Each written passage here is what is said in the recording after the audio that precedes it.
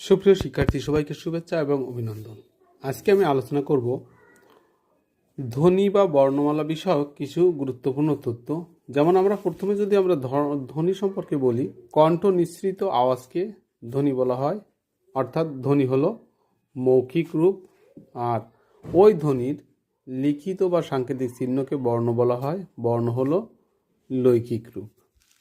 ধ্বনি এবং বর্ণকে দুই ভাগে ভাগ করা হয়, স্বরবর্ণ, ব্যঞ্জন বর্ণ।